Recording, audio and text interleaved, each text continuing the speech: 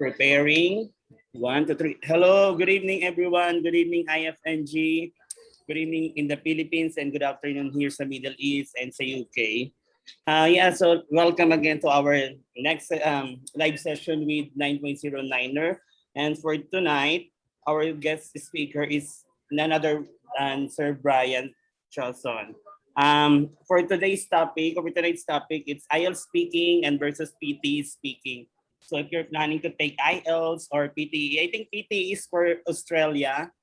So later, maybe if you have a question about PTE, you can just message on our chat box or comment section. So without further ado, Sir Brian, I will give you the floor. And good evening. How are you, Sir Brian? Oh, perfectly fine. How are you doing? We're doing I great. hope everything's good. Yeah. Sir Brian, I just want to greet first my co-admin. I would like to say hi to Gladys and Marvin, and as well as to our new admin, Manuel. So most probably you will meet him every Zoom. Okay, thank you. Okay. And as well as our new admin.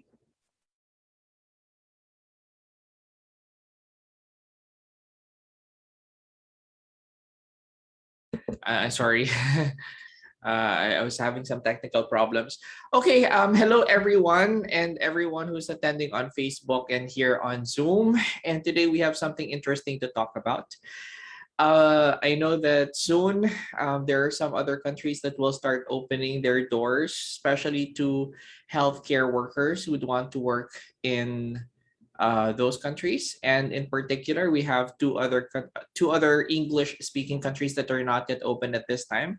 They are Australia and New Zealand. And interestingly, Australia has announced that they are going to be opening up, in the probably next few weeks or maybe this month, or we don't know exactly when, but they have already given us a hint that they're going to open up. And that's why today I have a very interesting discussion with you about one possible examination that you can take apart from IELTS, of course, that you can also use for your application going to Australia or to New Zealand. But before anything, I would just want to check out how it's going on Facebook. So just give me a moment as I check all of those people who are attending the session on Facebook.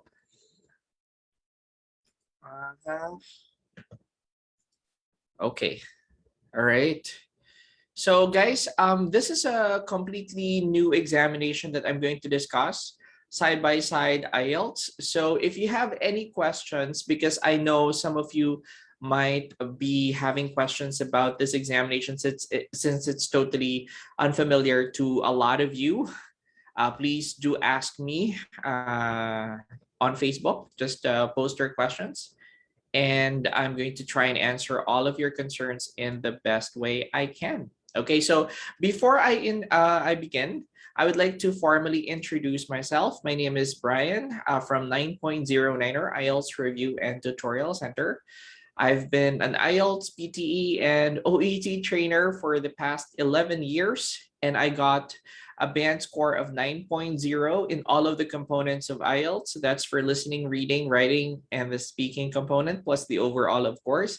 And I also similarly got those same results when I took the Pearson Test of English Academic, or the PTE, in which I got 90 across the board, and 90 is the highest grade that you can get in the Pearson Test of English. So welcome to this session in collaboration with IFNG. So first, I would like to talk about IELTS and what this examination is, right? So I would like to discuss first what examination this is. Okay, what is IELTS and how is it different from other English exams? So IELTS is actually the International English Language Testing System, and it is by far the most accepted English examination all over the world. So if you're going to any country at all where English is required, then perhaps the best examination to take is IELTS, because it can get you anywhere across the globe. However, for the great majority of you, I know that the IELTS might not be the easiest examination to take because it requires quite a bit of preparation. Not necessarily because it's a very difficult exam, but because it has a very broad range of topics that you need to be very familiar with so that you can ace your examination or get at least a very decent score in the test. And that's why some people are looking for alternatives to this English examination. And in their search for better alternatives for IELTS, there comes the PTE. So I would like to discuss what PTE is. PTE Academic, or the Pearson Test of English Academic, is an alternative English examination for those people who would want to work, study, or migrate even to certain countries. Now, the primary disadvantage of this examination, however, is it's not accepted, or it's not an examination that is widely accepted all over the world, because it has only a limited range of countries that accept it. For example, it is accepted in Australia. It is also accepted in New Zealand for all visa purposes. But in other countries, there's a very little value or very little use for the PTE because you can only use it for student visas, right? Now, if you are a candidate who's going to Australia, however, this is actually a pretty good alternative. So let me just hear from all of those people who are attending today. Who among you are intending to go to Australia? Maybe now or maybe in the future? Because some of you might be going to a certain country. For example, you might want to go to the UK, but your end goal is to be able to land a job in Australia. Who among you would want to live, work, and be a citizen of Australia in the future? Type me, or probably hit the heart button. All right, so let me just check how many of you would want to live in Australia. Not a lot of people, right? Okay, it's quite interesting because Australia typically gives you the best pay out of all of the countries when it comes to healthcare professionals. So quite interesting because I know a lot of people who are using their application going to the UK or to the US as a springboard just to get started, just to save up money, and then eventually find ways to land a job in Australia or migrate permanently as a skilled immigrant going to Australia. Now, if you are headed to this country, which is Australia, one of the barriers, I would say, or roadblocks to your application might will definitely be your IELTS, right? Because you need a minimum of proficient English or competent English, right, to apply, depending on what category you're applying to. But generally, you need to be competent or proficient. Get at least maybe on the safe side, a minimum of 7.0 in all of the components of the test out of 9.0. That's for IELTS. So listening is 7, reading 7, writing 7, and speaking 7, plus the overall band score 7, and that's going to get you the minimum points required for skilled migrants going to Australia. Yes, you heard me right. Getting a straight 7 or 7 across the board is not even enough for you to get the maximum points to go and live in Australia as a permanent resident. Instead, Australia requires superior English as high as an 8.0 in listening, 8.0 in reading, 8.0 in writing, and 8.0 in speaking, plus 8 overall band score for you to get superior English and be able to qualify for immigration, get the maximum points for the migration application that you have for Australia, and get a better chance of being drawn into the entry pool and probably being hired, and also being able to permanently live in Australia, getting invited at least to work and to live in Australia, right? So that's kind of difficult. Australia. And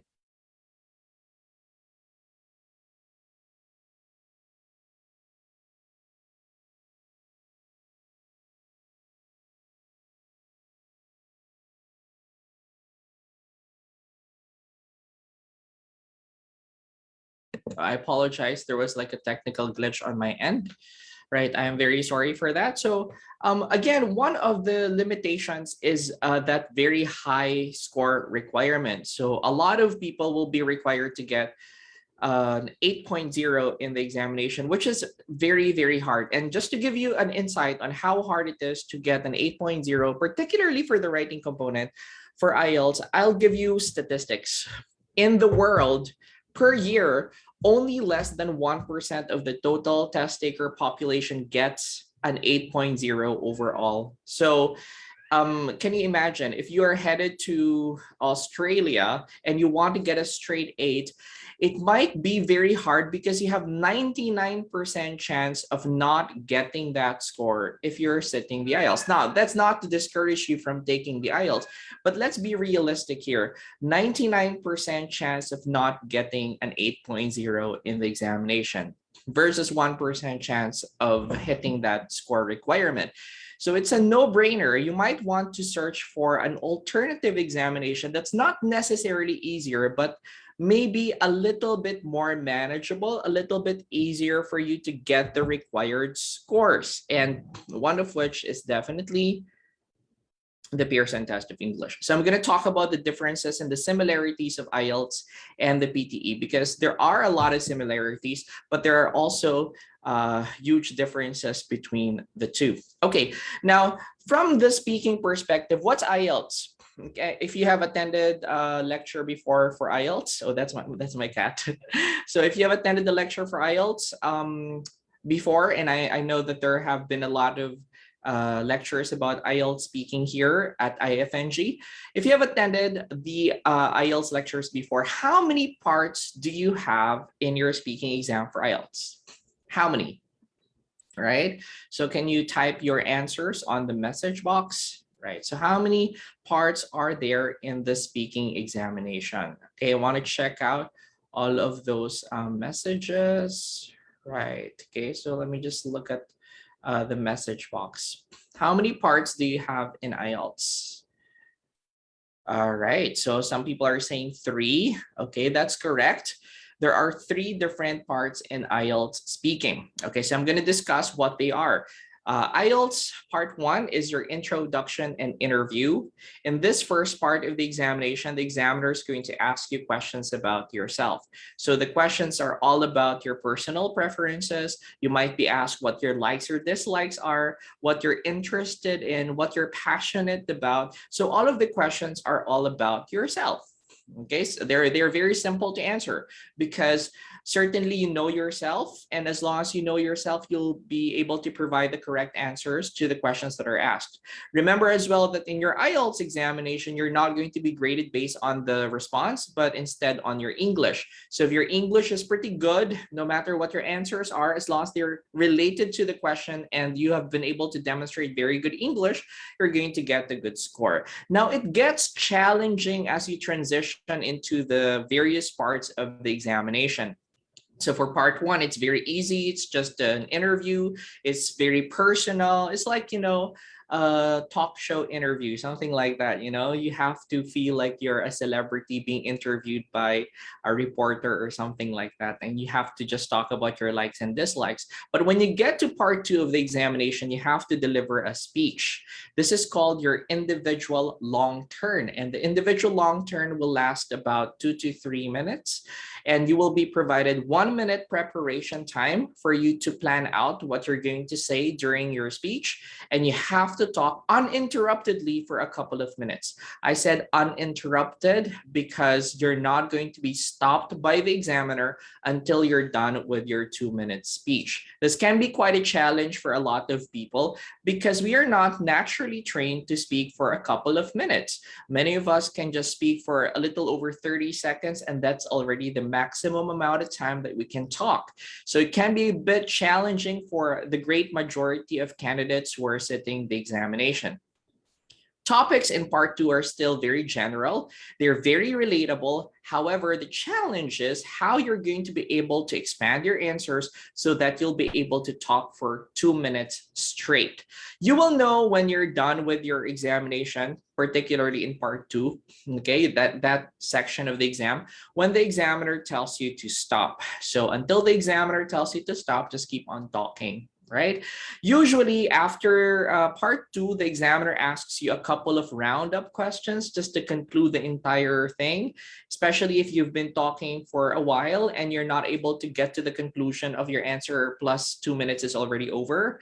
Then they're going to ask you a couple of roundup questions just to wrap things up and transition smoothly onto the next part of the examination, which is part 3. Part 3 of your examination is definitely the most challenging part of your examination, perhaps because the questions here increase significantly when it comes to the difficulty level. Questions can be very conceptual or very abstract, and they're quite difficult to answer. Some examiners might even challenge you to give a different response from what you have initially said. They might try to argue with you or start a debate in this part of the examination. And it's very, very difficult for a lot of people, especially if they can't think of any general thoughts and all they can think of are very specific instances or personal experiences, because a little bit of brains will be required in this part of the test. Can be a little bit difficult for a lot of people who are not prepared for certain questions in the test. So for example, examiners might ask you about globalization or global warming. Examiners might ask you about museums, collections, artifacts, or archaeology, biotechnology, or genetic engineering, which you might not have any knowledge about or any prior experience related to these at all. Okay, so that's your entire speaking exam. Now, the speaking examination for IELTS is a very straightforward test, lasting only for 11 minutes minimum to a maximum of 14 minutes. Now, don't think that because you're a very good speaker, the examiners will be extending your conversation with him or her. Like, the examiners wouldn't make the examination any longer, and if they're really interested in you, then all they need to do is to talk to you after the test is over, once they have already turned off the recorder. So examiners are bound by the 11 minutes to 14 minutes limit in the examination. They have to conclude everything within that amount of time. So it's actually pretty short. By comparison, when we talk about the Pearson test of English, you don't have only 3 parts. You have plenty of parts, and you even have unscored parts and also scored parts. So I'm going to discuss with you today what those parts of the PTE academic examination are, right? So yeah, let's get started first with what PTE academic is. It's a computer delivered examination. And I know a lot of people might actually want this kind of exam because you're just not used to facing people. There are people like that, right? Am I correct? I mean, you don't like to face people. You get nervous once you confront somebody. So if you're that kind of person who tends to get a little nervous or a little tense whenever you're confronting someone, especially someone very intimidating like an examiner, this might be a good option because there is no examiner intervention here. In fact, there is absolutely no human intervention in the Pearson test of English. Now, to give you an overview of what this examination is, this is a computer-delivered and computer-assessed exam, which right now only lasts for a couple of hours. How long is your IELTS? For the written components, 3 hours, right? Am I right? 3 hours for the written components, listening, reading, and writing. Plus you have 11 to 14 minutes for your speaking examination. But for the PTE, you're going to only take it for 2 hours. Fun, right? Yes, everything in a couple of hours. So by far, it is the shortest English examination available right now. You can accomplish it in just 2 hours or a little less, depending on your performance. All right. Now, I said there's no human intervention because what you're going to do is to speak to a microphone or to a computer and basically record your answers, and your responses will be assessed by a computer. The PTE academic is computer assessed and also computer administered. So you get the examination through the computer, and the computer through an AI or artificial intelligence will be assessing your language level. Therefore, because of this, it doesn't have any subjectivity factor in it.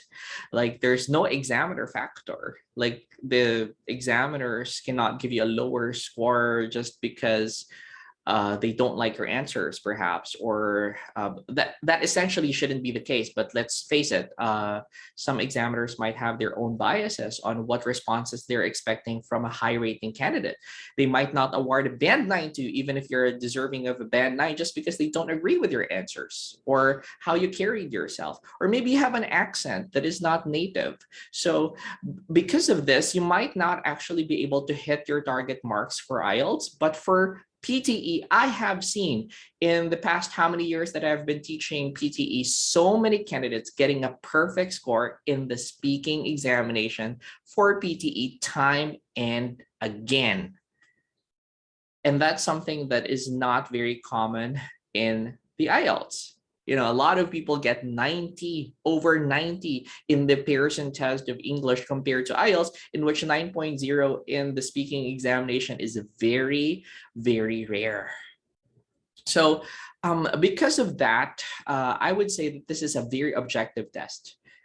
Regardless of your accent, regardless of how you want to answer the question, or regardless of what ideas you have, you will be graded by the computer fairly. It is ultimately a language exam.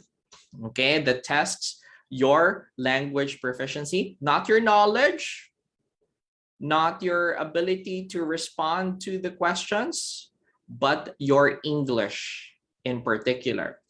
Now, to give you a brief overview of the speaking examination of the Pearson test of English, we have plenty of parts. In fact, we have 5 graded components and 1 unscored component, which is your personal introduction. So I'm going to start with your personal introduction first. So your personal introduction in the Pearson test of English is like a test where you're going to be able to practice how to use the software for the Pearson test of English. In this part, you're going to introduce yourself, but it's not a test item. It's just for 30 seconds. You will have some time to prepare what you're going to say about yourself, and you have to speak for 30 seconds. Maybe you can talk about your plans of going abroad. Maybe you can talk about your interests or your hobbies, your plans for future study in an overseas country, or why you're taking the examination in the first place. There are plenty of things that you can include in your personal introduction. Think of it like, a part when you're going to talk about a story about your life and give the computer, because you're not graded by a human being, a slice of your life, right? Now, it is very important that you deliver a very good personal introduction as well, because alongside the results that you will be provided for PTE, and it's sent over to the institutions or embassies that you're applying to, the snippet of your personal introduction will be included just to verify that it's the same person as the one who took the exam, based on the vocal projection and the vocal quality and the sound of your voice during this examination, right? So it's very important that you don't give anything controversial in this part of the test. So say, for example, you don't reveal to your you don't reveal in your personal introduction something suspicious about your application. So say, for example, you're applying for student visa and you said that you're not really going to study there, but instead you're going to plan to just use it as a springboard for you to work in Australia. That can cause a refusal or denial of your application, because that snippet of the personal introduction will be attached to your test result that is forwarded to your institution. So that's one thing that you need to remember. Make it just fun. Make it all about yourself, and just introduce yourself in a very light fashion, and don't talk about your future plans of working or studying in a foreign country, because that can jeopardize your application. All right, so again, that's just for 30 seconds. You will hear a beep, by the way, before you start recording anything in PTE. So except for certain parts where a beep is not required. Here, you will have preparation time and you will hear a beep. And once you hear the beep, then it's time for you to start speaking.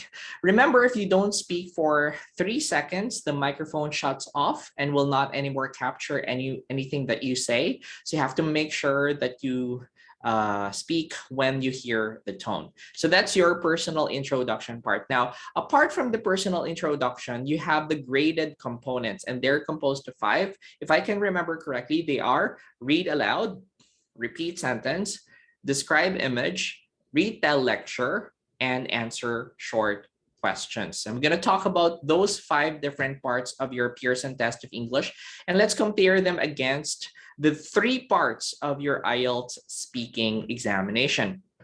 Okay, so what's your read aloud? Have you ever done this before when you know your teacher back in high school or college, or maybe even in grade school, asked you to stand up and then you're asked to talk about, not really talk about, but to read a certain stanza of a piece of poetry, perhaps, or you were asked to read a certain paragraph of the essay? Have you ever done that before? You stood up, you spoke in front of the class, and you just read something from the book. Have you ever done that before?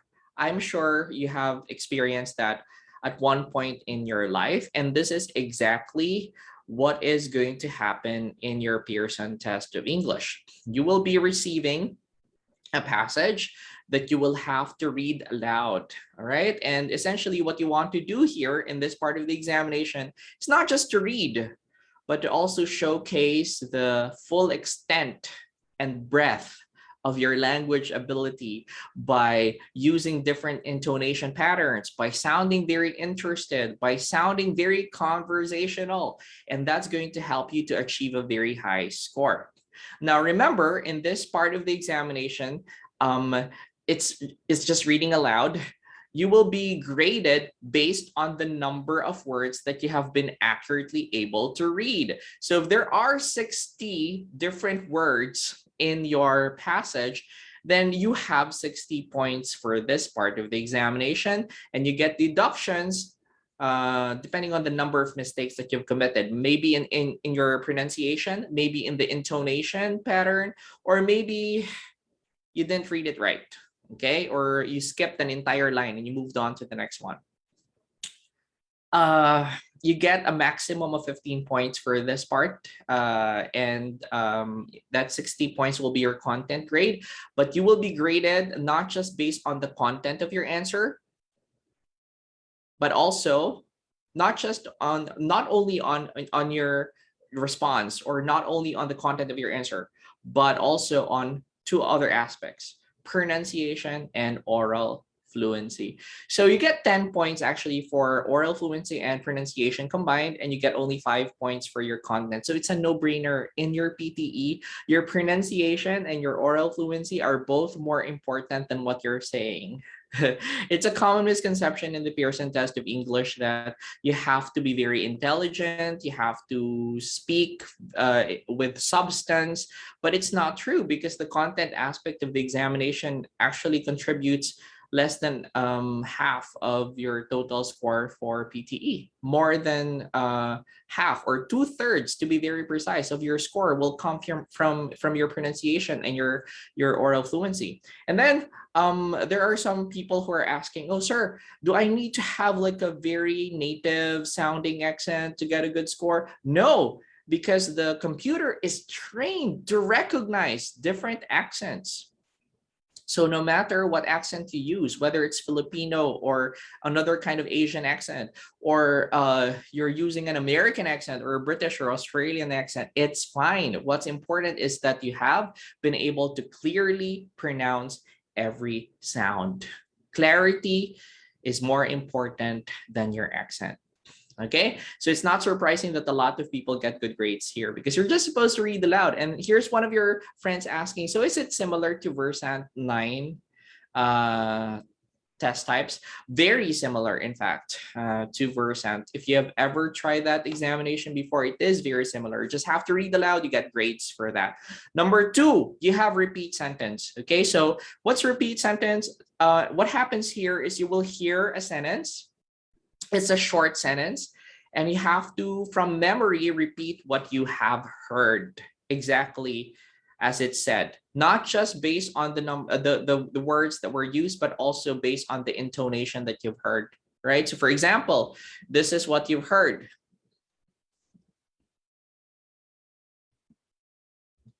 Your appointment on Tuesday has been canceled. Your appointment on Tuesday has been canceled. All you need to do is to repeat that and say, your appointment next Tuesday has been canceled, and you get grades for that automatically, right? You're not going to talk about animals anymore, or globalization, ice caps, or glaciers, or museums. You just need to repeat a sentence that you have heard, right? So this one gives you a lot of points because there are plenty of items for repeat sentence. And essentially, you just have to repeat the sentence and you get a score. Now, in this part of the examination, you have to repeat right away. You don't hear a beep anymore. So once you hear the sentence, you have to repeat the sentence right off the bat. Because if you're not able to record for 3 seconds, then what happens is it moves on to the next question automatically. So there's a little bit of panic involved here. So I need you to prepare for this exam.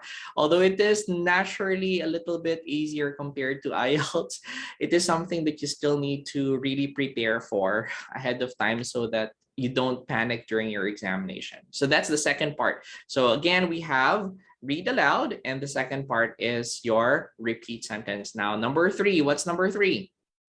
We have describe image. And this is actually just like writing task 1 academic, in which you're supposed to discuss charts or figures or diagrams or illustrations, perhaps. But instead of writing, you will have to do it in spoken speech, of course, because this is the speaking part of the examination, right? So what you're going to do is you're going to look at the chart. You're going to be given a few seconds to prepare what you're going to say. And then after that, you will hear a beep and you will have to discuss or describe the chart in a few words, because you're only supposed to give a response here for 40 seconds, right? So that's the maximum amount of time that you can spend describing the chart, just 40 seconds. You don't get graded. Listen to me. You don't get graded for your vocabulary. You don't get graded for your grammar. I know a lot of people might actually ping me on that, but you don't get graded for vocabulary, don't grade it for grammar. You just get graded for your content, your pronunciation, and your oral fluency. Interesting, right? Grammar is graded in writing, but not so in speaking. So even if you're discussing the chart in wrong English, I'm sorry, but even if you have like grammar that is a little weak, as long as you're fluent, you're speaking in a very fluent way, and you're able to pronounce things properly, you know the proper strategies to address the content aspect of the test, you can get a good score. So for those who are a little hopeless already, like, oh my gosh, I've tried IELTS so many times, I've never gotten a good score at all, this might be your hope, your final hope of landing a job and migrating in Australia. Now, before I move on to the next part of the examination, I need to point out, I think, coming from an instructor point of view, the most logical examination to take if you're headed to Australia is PTE. You know why? Because it's the only examination that you'll ever have to take for all of your visa applications, since PTE is accepted for immigration, for study, and for work. So no matter what application you have, you just need one examination, which is PTE, and you have to just prepare for one examination, get the results for one test, and you can land a job. You can register in your board of professions in Australia. You can practice your profession. You can migrate. You can earn citizenship. You can do whatever with just one test result. Because in IELTS, you probably would already know by now that IELTS is divided into modules. There's the general training test and there's the academic examination. Ideally, general training is preferred for immigration, and for work and professional registration, you will have to take the academic module for that. And for citizenship, it's preferred that you take the general training test as well. So, you know, you will have to still study for a couple of modules of the test, as opposed to when you're taking the PTE, in which you're just supposed to prepare for one exam for literally all of your applications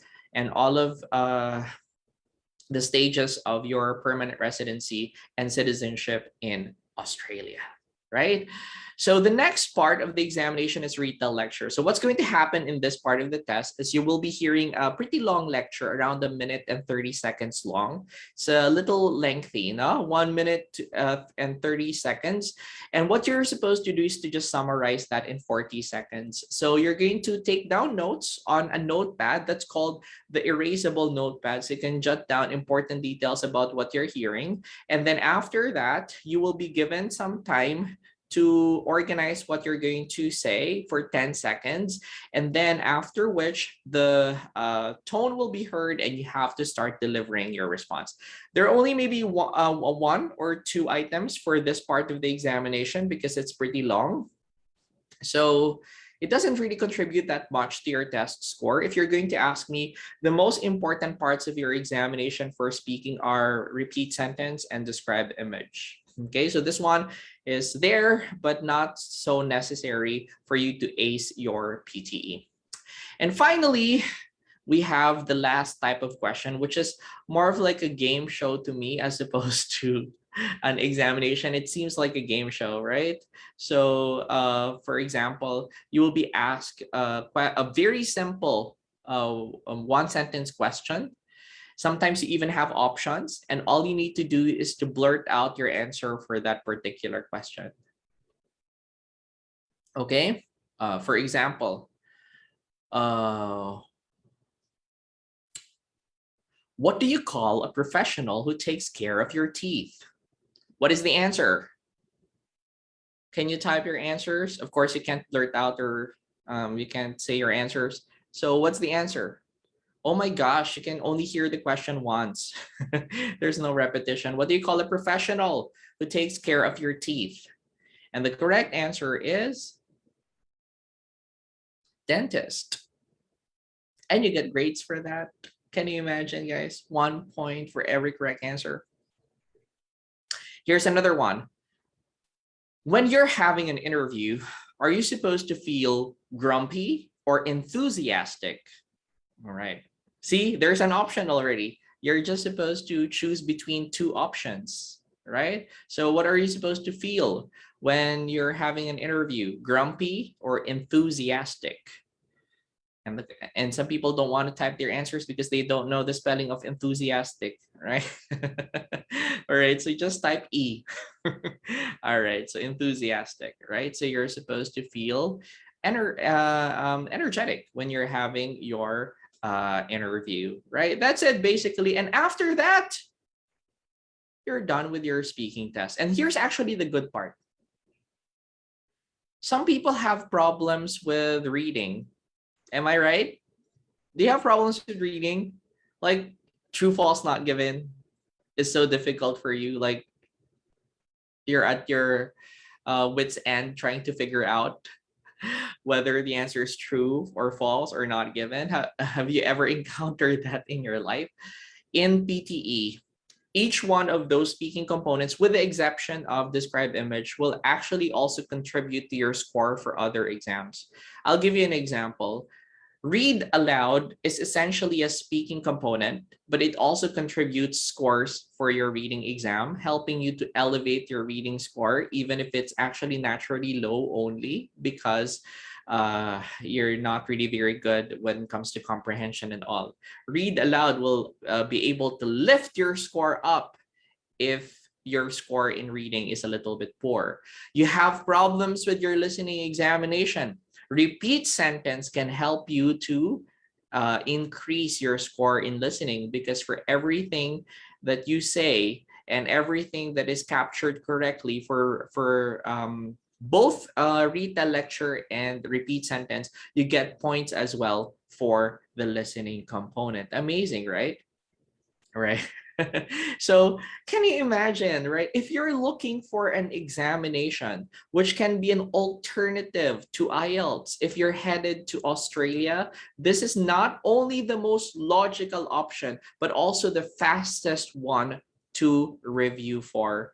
Usually our students at 9.09er review only for maybe a month or two for PTE, and they already get their desired results in the test. I have even had some students before who were in a rush and they just reviewed for a couple of weeks, yet they got 90s across the board in their examination. It's very possible for the Pearson test of English. I cannot say the same for IELTS. And I love IELTS. You know, I've gotten 9.0s in the IELTS, but I feel right now, especially during this time of pandemic, it's very important for you to seize every opportunity before they're gone. Do you agree with me?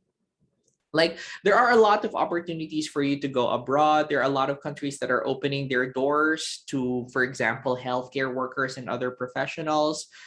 But sometimes what's holding you back is you taking a lot of time reviewing or preparing for your exams, so much so that when you're ready to take the examination already, it's too late because the opportunities have already passed. I believe your dreams in life have expiration dates. And although it's cliche and a lot of people would say that you're never too old for you to chase your dreams, in terms of immigration and visa applications, unfortunately, I need to tell you there are deadlines. There are expiration dates. You cannot apply when you're already too old or when your time has already passed. Right? So while you're still young and you're still capable and you are still in high demand in other countries and the opportunities are there, you have to seize every opportunity. And if it's IELTS that's going to hold you back from being able to achieve your dreams in life because it's taking so much time for you to review for it and it's becoming very depressing, or you have attempted it so many times and you want to change, then perhaps you might want to consider the Pearson test of English. Now, one more thing, right? IELTS is actually an examination that has already transitioned into the computer-delivered IELTS just recently, and it's definitely in high demand right now. Although the paper-delivered IELTS or IELTS on paper is still very much popular nowadays, there are a lot of people who are seeking to take the examination computer-delivered. They're choosing to sit the IELTS computer-delivered or IELTS on computer examination simply because they get the test results much faster within 3 to 5 calendar days, as opposed to the paper-based exam in which they receive the test results in 13 calendar days. Now, here's the advantage of taking the PTE academic. You can book it as soon as 48 hours prior to your examination. And at the same time, you get your test results, in most cases, within 24 hours. Right now, there are not a lot of people taking PTE, and I've heard that some of my students actually walk out of the room and receive already the test results. So much for, moving on. So just in case you're the type of person who cannot wait or who's always anticipating to get the test results as fast as possible, or who don't want to have the agony of waiting, then this is perhaps the perfect examination for you, because after you leave the room, just wait a few hours and you're going to get your test results already published and sent to you via email, right? And so if you want to take the examination again, just because you're not satisfied with your test results, moving on is a lot easier because you get your test results much faster and you can book for another test as soon as you receive your test results. There's no need to wait for 13 calendar days or 5 days for you to get your test results, or be significantly delayed because sometimes the test results for IELTS are being examined or being investigated. So for PTE, it doesn't happen. You get your test results within 24 hours to a maximum of 5 days, but typically within 24 hours. We have some questions on Facebook and I want to answer some of these questions, right? So I would like to gloss over all of these questions first so I can address them. How much is your PTE package? It's 3,000 bucks, Ethan. Mind asking, since you brought it up, age, how old is old, sir? How old is old? Now, I'm not saying that it is impossible for you to be able to get out of the country when you're already old or like beyond 30 years old, but we know that for applications the ideal age is right about 30 years old, because the moment you get to 30 and above, the points get reduced. That's not to say that you won't be able to migrate anymore, but your chances of getting out of the country get lower and lower and lower as you age and as you get to 40 or 50. Now, there are workarounds. There are workarounds, of course. If you're a little old, then you might want to pursue a different pathway. So perhaps the skilled migrant category might not be the right one for you. You might apply for a student visa instead, because for student visas, you don't really have age limits. So perhaps that might be an option for you. Or yeah, so that's one. Or in certain countries, you can still work even if you're way past 40, but unfortunately that's going to be just for a work visa and not really a resident visa. So if you're planning to migrate, live in a foreign country, be a permanent resident or be a citizen, start as early as possible so that there will be no regrets, because it's so unfortunate if you're being very regretful about something just because you didn't actually take the necessary measures to be able to get to the places where you want to really go. Okay. And sometimes your choice of your examination can be very regretful at times, because if you take the wrong test, then that might lead to a lot of disappointments and a feeling of anguish and despair. Okay, now let's talk about costs, because here's a question from your friend. How much does it usually cost, sir? So how much is the cost of your PTE academic? Now, the PTE academic examination is significantly cheaper compared to Ielts. Ielts is at 11,650 bucks at the moment. The Pearson test of English academic is at 210 US dollars. So when you convert that to Philippine money, you get it for 10,000 bucks. But wait, guys, for those people who are interested to take the examination in the Philippines, we have a code here at Niner called Niner. NINER, all capital letters. When you input it as a coupon code, when you check out, you will be able to get 10% discount off the price of your PTE academic examination. So it means to say that you get around 1,000 pesos off. So your examination will just be right about a little over 9,000 bucks. So it's very affordable in comparison with other English exams. I think it's the cheapest with the discount code among all of the different examinations that are offered, right? So it's very, very cheap, okay? Well, when you compare it to OET or when you compare it to IELTS, it's actually significantly cheaper, right? So here's another question. Sir Brian, how much? Okay, I'm 52 years old and I'm still dreaming. My advice for you, Emily, is to get started now. Do not delay, do not procrastinate, because you want to get to the countries in as fast as possible. So, in the fastest possible time, I'm sorry, right? In as little time as possible, I'm sorry, okay? So what you want to do is to review for an examination, right? To train for a test that will get you to the places that you're intending to go to in the soonest possible time. And perhaps PTE might be an option for that, because if you're applying for student visa, you can easily clear your your PTE in just a month or less. The requirements aren't too high for student visa, and in probably 2 to 3 months, because processing of student visas can be very fast, you're already in your destination and you can get started with your application for residency when you have already studied or secured an academic qualification in the foreign country that you're applying to, like New Zealand or Australia. And at the same time, because you have had foreign experience there, your points will be much higher. It is a very logical pathway for you. So don't lose hope. There's always a workaround. It's not like it's the end of the world for you, but if you don't get started, or you are studying the wrong module, or you're training for the wrong exam, it can get you significantly delayed, so much so that you might not actually be eligible anymore to migrate in a foreign country. Okay, so Ethan has a question. All right.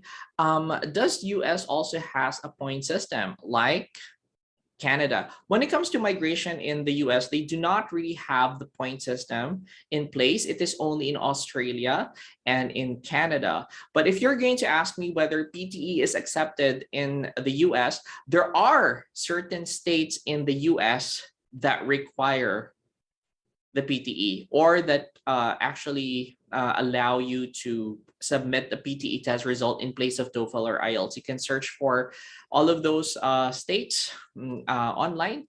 There's a list on the Pearson Test of English or PTE academic webpage where you can see all of those states that can accept a PTE test result in place of your IELTS or TOEFL results. Okay, right. So Louis has a question. I'm new here. What's the difference between academic and general training? Good that you asked. We are talking about the speaking examination right here. And when it comes to the speaking test, there's absolutely no difference between the academic and the general training modules. Maybe next time when we meet again and we talk about the writing exam and the reading test, we can talk about the differences between the academic module and the general training module, because these are the exams that are sensitive to the modules, but speaking and your listening examination will be the same regardless of whatever module you're taking, at least for IELTS, right? And PTE, by the way, only has one variant that is accepted globally, and that's the PTE academic examination. Some people say, sir, what is PTE general? There's no such thing, or there is actually a general test, but it is not accepted for immigrant visas, for work visas, for student visas. It's the PTE academic that you need to take for you to land a job, to apply for immigration, or to become a citizen of a foreign country. Now, here's a very interesting question. Jing is asking, is PTE accepted in Canada? Unfortunately not. They have their own exams. It's called CELPIP, and it's the only alternative to IELTS. So if you're looking at maybe migrating in Canada, or you're planning to migrate with your family going to Canada, unfortunately, PTE is not an option. PTE is accepted, however, for Australian migration and also for New Zealand immigration processes. So if you're applying to NZ or Australia, then you might wish to take PTE as an alternative to IELTS. Okay, for visa screen, they only accept IELTS. That is correct. Okay, but for registration, you can actually apply using PTE for certain states of the US, right? So there you go. Now, finally, I need to point out that whatever examination you take, whether it is IELTS, PTE, OET, TOEFL, IBT, or CELPIP, whatever examination it is that you're taking, the most important thing that you're supposed to do is to properly or correctly prepare. All right, because they say that PTE is an easier exam. Yeah, that might be true. There might be some truth to that, but it is not to say that it's an examination you cannot prepare for, or you don't need to prepare for, right? Or it's an examination that you can take tomorrow without any form of test preparation.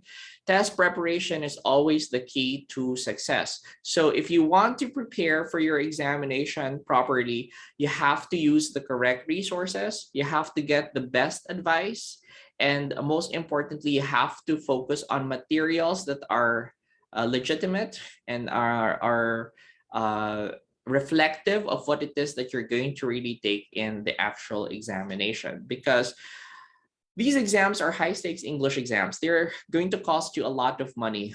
All right, so you don't want to take them multiple times because that's going to set you back a lot of cash, right? And most importantly, it's very depressing to flunk an examination, especially something as easy as the PTE academic. it can be very depressing if you don't get your target scores. So you want to prepare before you take your examination. Now, a common question is, how long should I prepare? For IELTS, typically, if you're attending regularly and you have a review center, for example, that you have enrolled in, or perhaps you're committed to your test preparation, usually around 2 months to 3 months, up to a maximum of 4 months if you're regularly attending and your English is pretty okay, pretty good, right? Not necessarily so okay, but average. Then maybe 3 to 4 months or an average of 3 months will be fine. For PTE academic, it just takes probably a month for you to prepare. So, you get to save a lot of time and a lot of stress, and you don't need to study for a much longer period if you are preparing for the Pearson test of English. This is really a good alternative to your IELTS. Okay. What is the expiration for PTE, sir? Right. So IELTS is valid for 2 years. PTE is also similarly valid for a couple of years only. So actually, for all English exams, they're valid for a couple of years. And unfortunately, there are no renewals. You cannot renew your exam. So say, for example, you passed your examination now, you cannot apply for a renewal of the same test results. You will have to reset the examination all over again. Right? So after every 2 years, you have to take your examination until you become a citizen of a foreign country. But here's the good news. Once you become a citizen of a foreign country that speaks English, you will never have to tackle these examinations again. Forget IELTS, forget PTE, forget TOEFL. When you're a citizen already, you'll never have to prove your English again.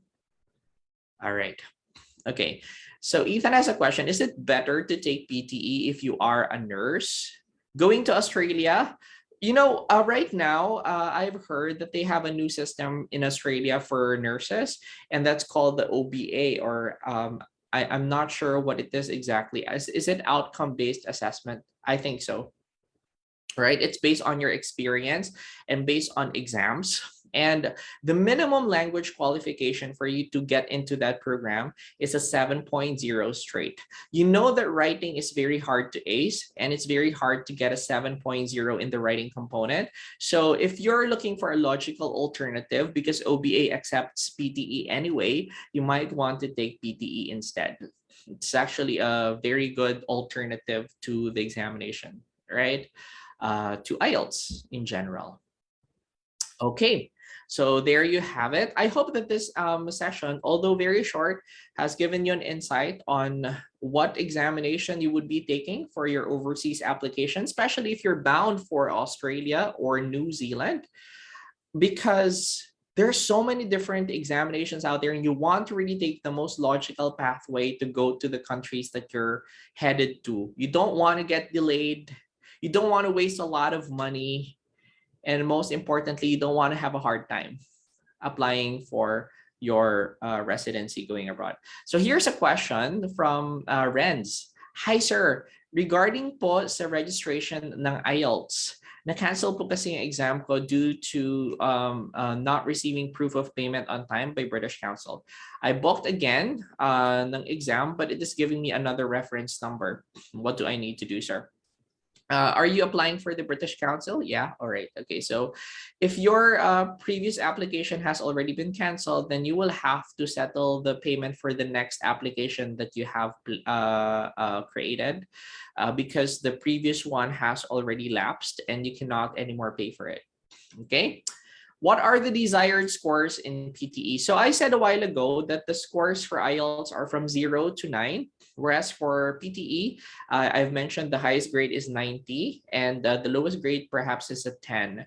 What is an acceptable score? Typically, it is a 7.0, and 7.0 is actually not anymore 65 now. However, many of the institutions still require 65. So that's 65 for 7.0 and 79 for 8.0. Actually, it's different already for 2020 because last year they changed the conversion of test results. However, again, institutions usually require only 65 for 7.0 and for 8.0, 79. right? So those are very good scores. If you're getting 79 and over, like 80 and up in all of the components of PTE, you can definitely apply for superior English and be awarded full points for language, and you'll never really have to take another English examination to prove your language proficiency, because that's almost like the perfect scores that you need for your application going to Australia. Just 79 out of 90, right? Is it attainable? Very much so. In fact, I've taught PTE for quite some time now. And in my experience, there's so many people who can get 79 and over in every component of the test here in the Philippines, right? So that's not something that I can say for Ielts. It's very hard to get an 8 in writing, but for PTE, it's very, very possible. And later, I will be talking about the other subtests of the exam and what the format is for those exams, so that you'll be familiar with them as well. All right. So we're going to talk about writing. We're going to talk about reading. We're going to talk about listening and how they're different from IELTS as well. So if you're willing to attend the other sessions, this is going to be a series. This is just the first out of a series of 4 lessons that we're going to have here at IFNG for PTE academic in comparison with IELTS. So stay tuned because we have more in store for you in the coming weeks. Okay. Sir, nabayaran ko na po yung exam. Okay, so if that's the case, then you will have to contact the British Council so that they can get in touch with you on what remedies might be good for you, just in case you use a different reference code. I'm not sure how they're going to deal with that, but certainly they will have a solution to that. Just email the British Council, right? Do you provide templates in PTE, sir? Okay. That is a very good question, right? Because if you go online, typically what people would say is you have to use templates for the Pearson test of English. But I don't believe in templates because sometimes you fail to completely memorize them and you stutter and you sound labored when you are delivering something that is memorized. So I do not suggest using templates. But here at 9.09er, we actually teach you linkers or linking devices that you can use to transition between one idea to another so that there's a seamless flow or seamless transition between your sentences, whether it be for writing or for speaking. We teach you strategies by which you can actually get a good score in the test without having to rely heavily on templates, right? And we give you full freedom on what words you want to choose, what you want to use, and what devices you want to employ in your actual test. And we don't dictate what kinds of words you're going to be saying for the first sentence, second sentence, and last sentence, because we believe that that strategy doesn't work at all in the Pearson test of English. Okay, so we are going to teach you a different approach, but essentially it's going to make things easier for you. Okay. So there you go. Do you have any questions about the Pearson test of English? So maybe a lot of you are already starting to consider this examination as an alternative to IELTS, especially if you have been reviewing for IELTS for a long time. You can contact us through our Facebook page, 9.09er official, or you can email us at training@9eronlinereview.com if you have any questions or concerns about PTE academic, or if you want to get enrolled in any one of our programs. If you have any final questions, please drop me a line or two. I'll try to answer your questions in the best possible way I can. Oh, here's a very good question from April. How about for testing centers? What are the testing centers for PT? At this time, we have a couple of testing centers, one in Manila, and that is situated in Makati City, and the other one is in Cebu. So they're still planning to expand their operations, but Pearson hasn't really expanded to other places yet. So unfortunately, that's a disadvantage because you will have to travel to Manila or travel to Cebu to take your examination, right? But if you're in Manila already, then, it's just nearby. You just have to take it in Makati City. All right. Any more questions, guys? Right. Thank you so much for attending my session tonight.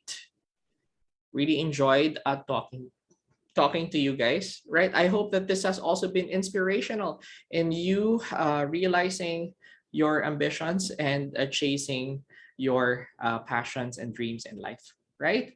So yeah, if you don't have any more questions or concerns, then I guess I can turn you over to the admin, and I hope to see you in one of my future sessions for Pearson Test of English versus IELTS here exclusively on IFNG. And join me as we discuss all other subtests of the PTE, so you'll have a very good and solid foundation about this examination. All right. Since, sorry, here's a question. Sir, since PTE already changed, do you think it's easier? No, it's not easier. It's not harder. What happened is it got shorter. So there are fewer test items. It hasn't really changed in terms of the level of difficulty, but there are fewer items now, which is actually good because it's less stressful. Can you imagine sitting through an examination for 3 hours? It's very stressful. So right now it's not as stressful as it was before because it's just going to run for a couple of hours. So also you can conserve your energy because it's going to be for a shorter amount of time only. So definitely you will be able to give it your all, give it your best, and you will not feel very stressed, tired, or agitated while you're taking the test. Okay, so it's a good change, right? Perhaps the bad change is they change the calibration with IELTS, but it's not very significant because the countries again haven't really changed their requirements of 65 and 79, even with the recalibration of the test results versus IELTS. Okay, so yeah, right. It shouldn't essentially shouldn't be different from previous longer exam versions. No, they didn't change any format. Okay, there's no new format for PT. It's just the same as the previous one, only fewer questions. So for example, before there were 6 to 8 read aloud slides. Right now maybe there will be just 3 or 4 slides, so it will be significantly shorter, right? Okay, so that's how it's going to go in your Pearson Test of English. I personally think the new format is easier because you take it for a shorter amount of time, so you can really harness all your energy and be able to perform at your best. Okay, any final questions before I turn you over to the admin? No more questions, right? So I hope you enjoy this session. Share this with your friends. This is going to be uploaded or saved on the IFNG page. So if you have any friends who are interested to apply to Australia or New Zealand and are looking for an alternative examination, you can refer them to this lecture right here so that they will have inspiration, and also they will realize a lot of different things, and probably this can be an enlightening session for them to understand better what options they have for their overseas applications. Oh, right, here's a good question, right? What are the sections that contribute higher points in PTE? Well, I'm going to talk about the speaking component only, and for speaking, the top 2 contributors to your test score are repeat sentence and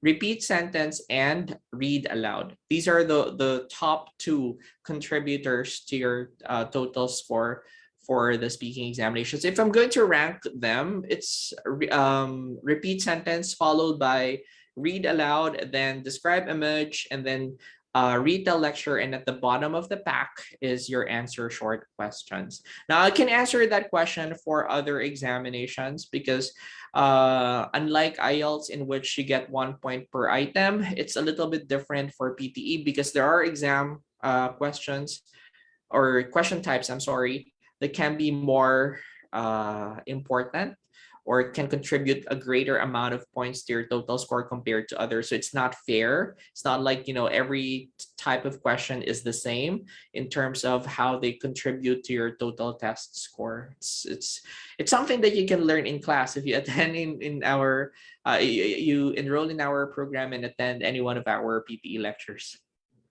Okay, because it's a little complicated. There's a little bit of math involved. Right. So what's the difference between TOEFL and PTE?